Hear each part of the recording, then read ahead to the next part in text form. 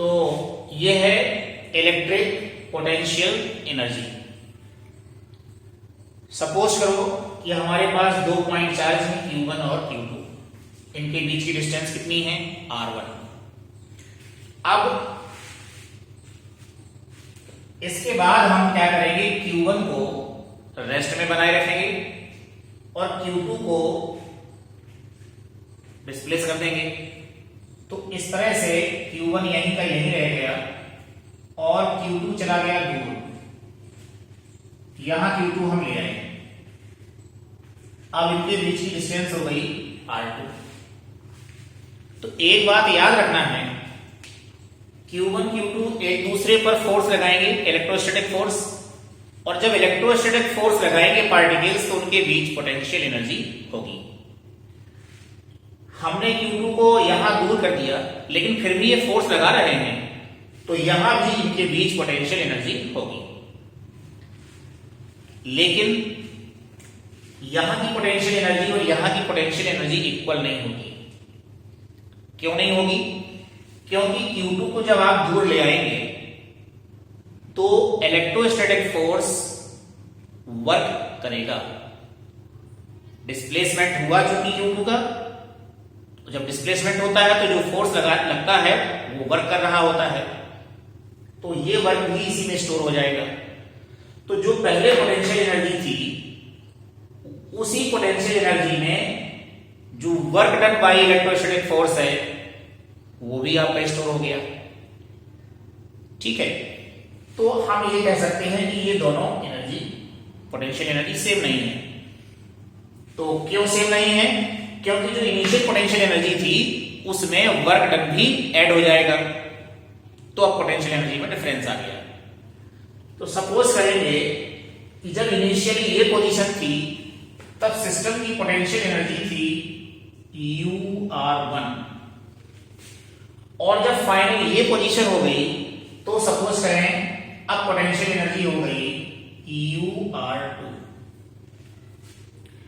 अब हम potential energy में डिफरेंस निकालेंगे, तो difference in potential energy delta U equal to final potential energy minus initial potential energy, UR2 minus UR1।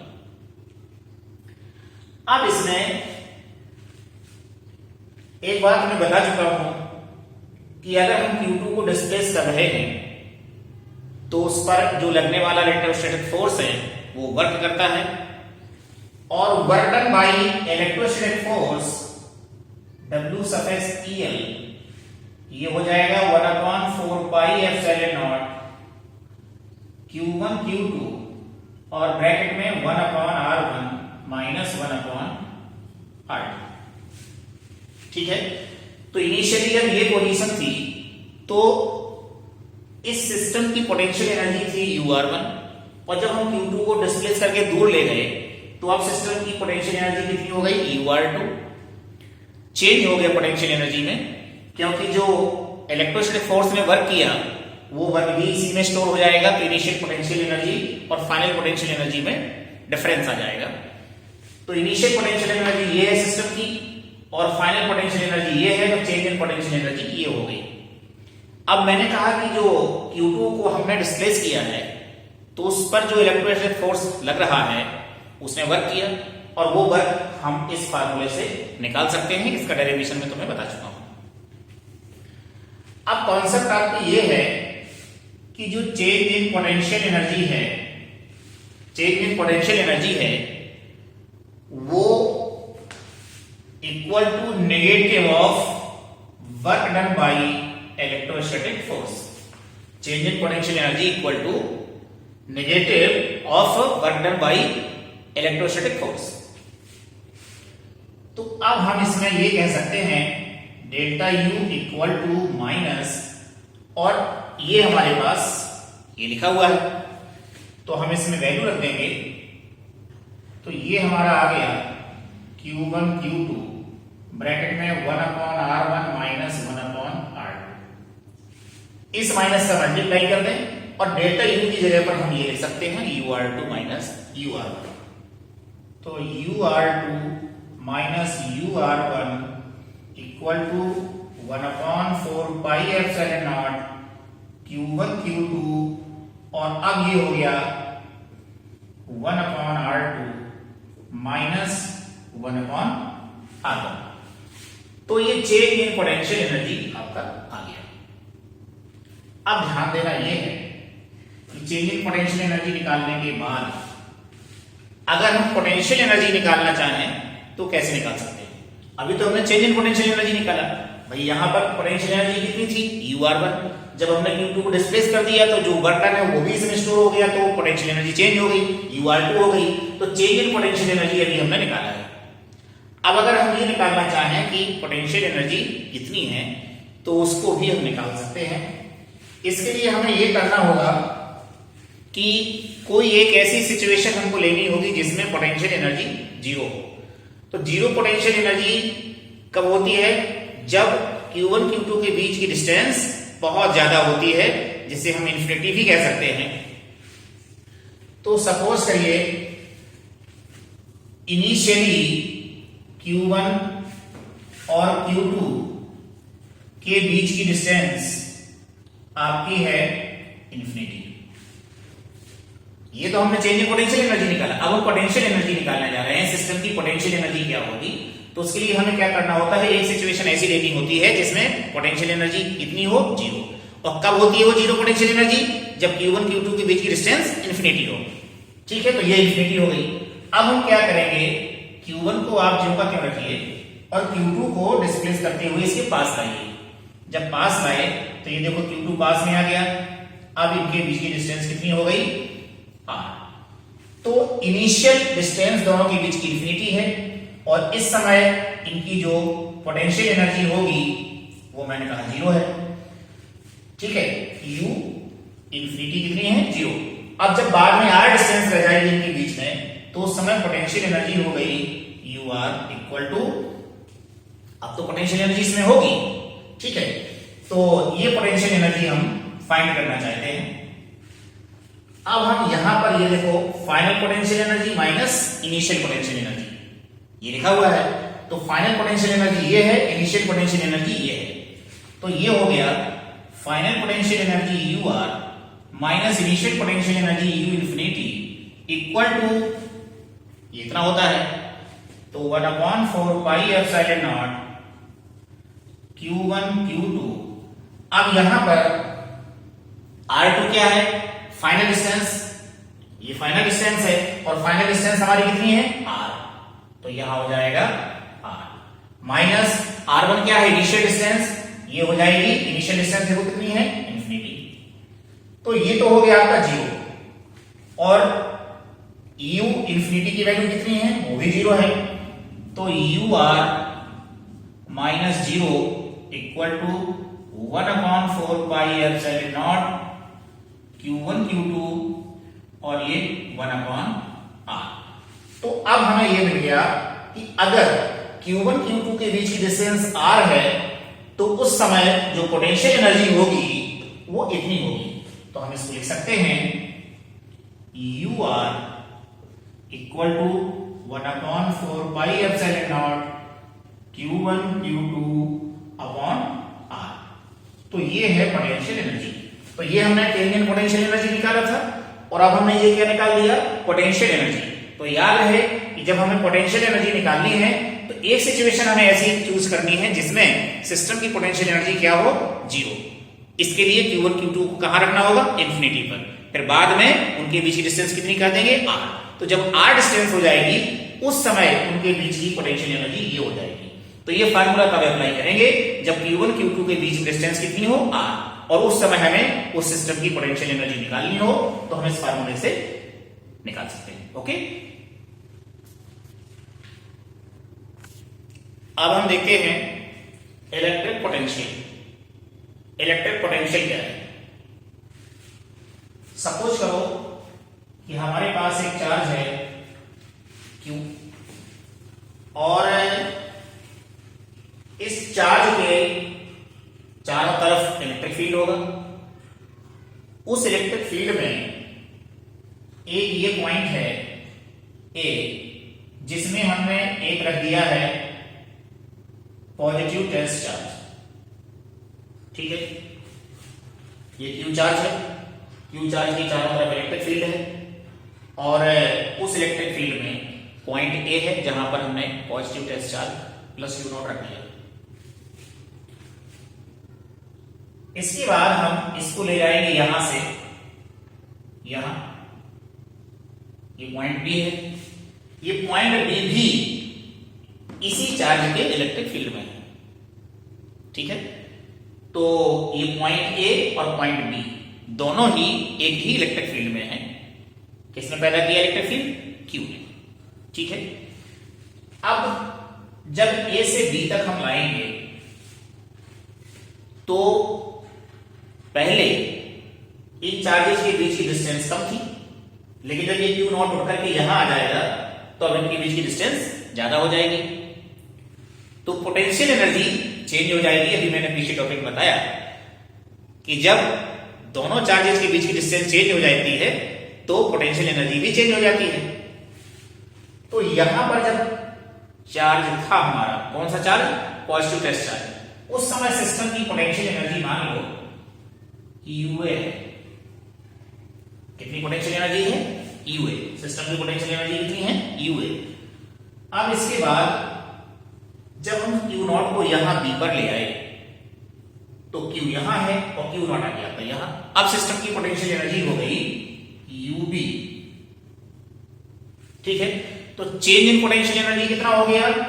Change in potential energy हो गया UV minus UA. ये change in potential energy है।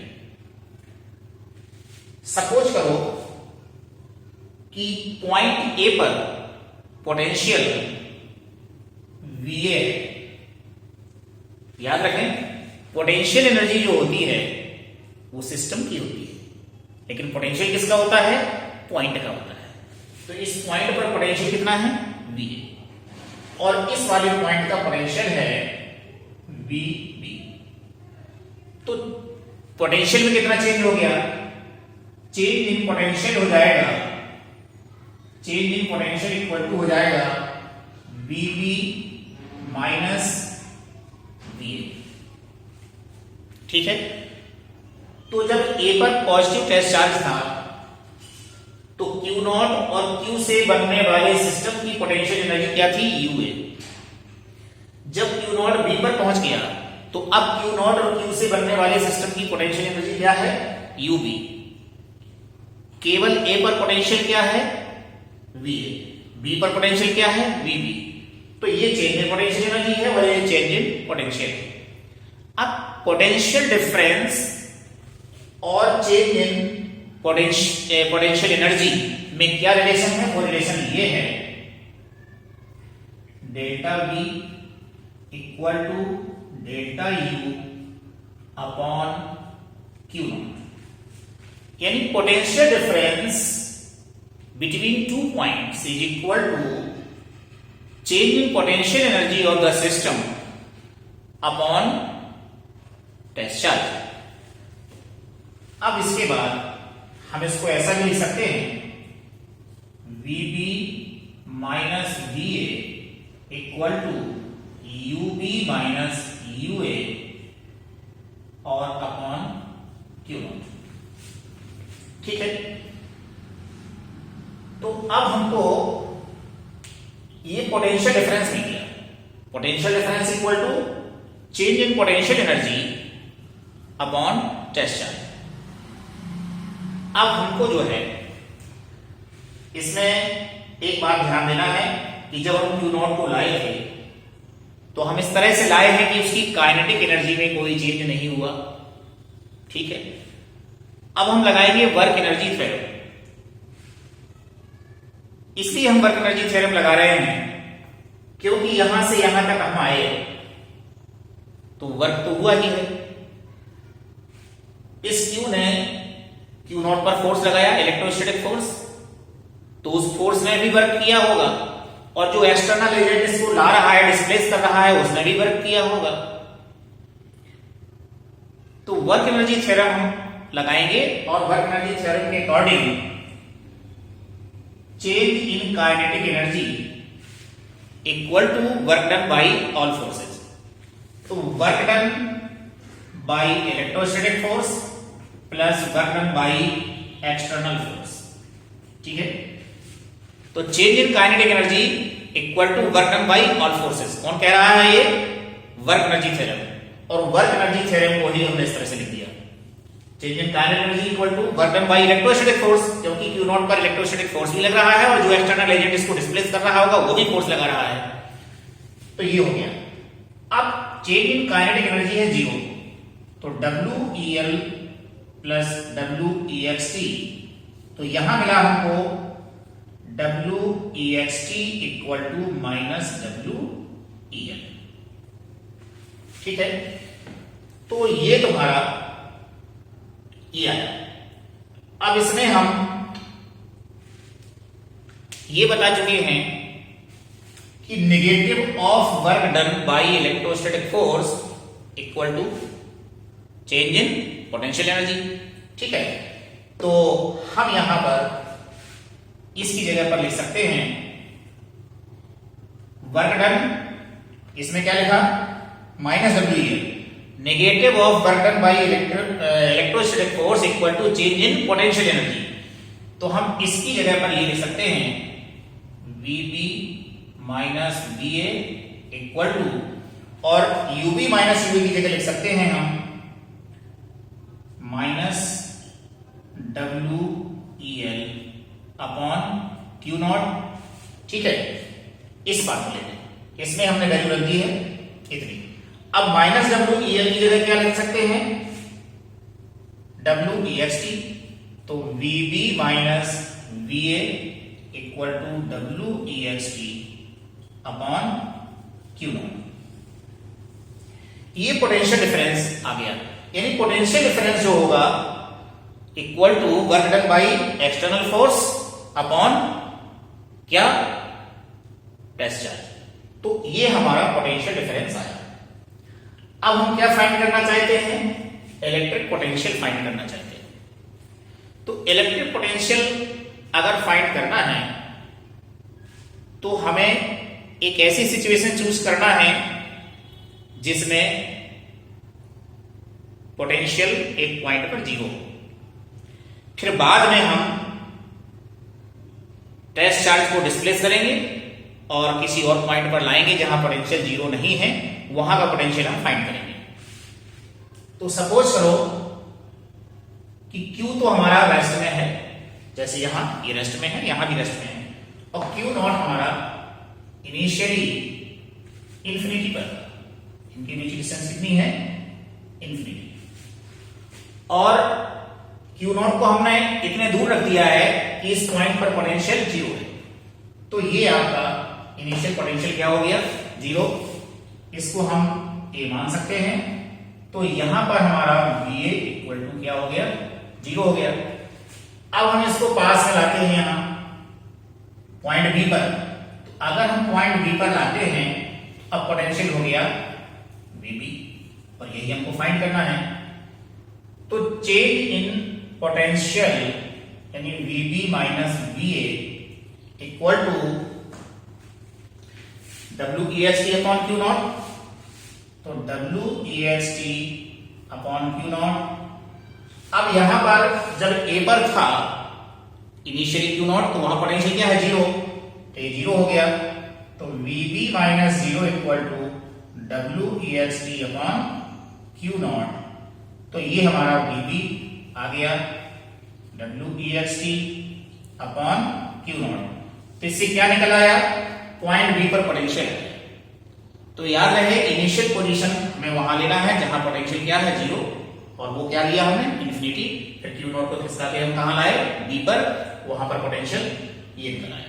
अब केवल VB ना लिखना हो तो इसको आप ऐसा लिख सकते हैं V equal to WEXT upon Q naught. इसका मतलब ये हुआ कि potential at a point is equal to work done by external force per unit test charge. और टेस्ट चार्ज को कहां से लाया गया? इनफिनिटी से पॉइंट तक। तो किसी पॉइंट पर जो पोटेंशियल होता है, किसी पॉइंट पर जो पोटेंशियल होता है वो work done per unit test charge के इक्वल होता है, जबकि टेस्ट चार्ज को इंफिनिटी से उस पॉइंट पर लाया गया।